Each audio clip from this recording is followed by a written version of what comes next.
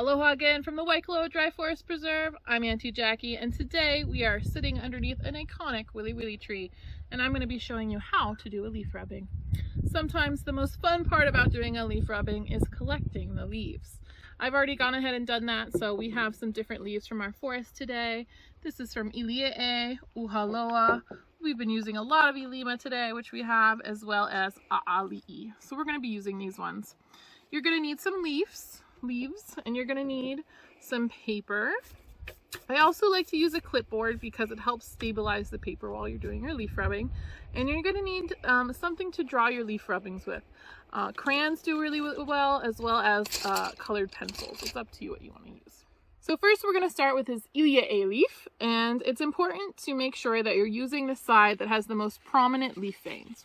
What are leaf veins, you ask? We talked about it in an earlier video, but they're basically the channels that allow the leaf to carry oxygen and nutrients to the cells of the leaf, just like our veins carry blood to our organs in different parts of our body. So what we're going to do is we're going to put our leaf underneath the paper, like so, and then we're going to press it down. And you want to make sure your paper is very stable while you're doing this. If you shift it around while you're going, it's not going to work out very well. I'm going to pick a color. I think I'm going to do purple. I'm going to hold it down, and you're basically going to use the side edge of the crayon to do this. You're not going to go like this. You're going to go like this, okay? So you're just basically going to keep going, and as you're doing it, you'll notice that the rubbing is actually producing a mirror image of that leaf that's underneath.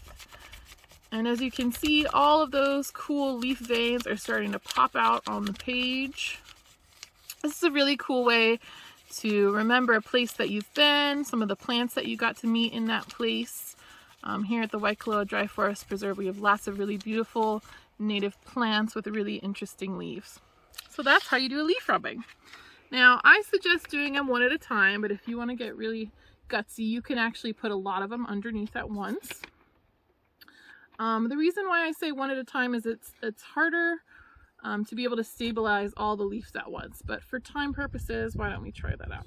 So remember, we want the vein side up, so we'll fix that one there and that one there. And you can get creative with how you do your placement.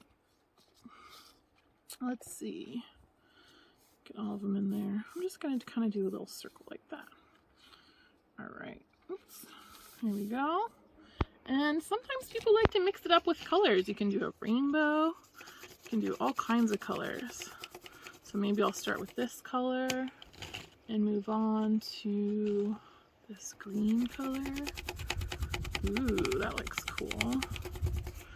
Let's do a colored pencil for a change. Remember using the side edge. Oh, that looks really cool. And what you can do is continue to collect leaves to fill up these little gaps or these pukas that you have all over the page, so that at the end you have a really cool work of art that you can show or give as a gift and put on your wall, all kinds of things. I do this project with the kids in our after school program, and we go back and we label which leaves they are from which plants, the species and everything, so that we can remember, and we can also decorate our hale or our classroom with. Alright, so that's how you do a leaf rubbing. I hope you guys had fun in our Art and Nature series, and we hope to see you out in the Dry Forest Preserve soon. Bye, aloha!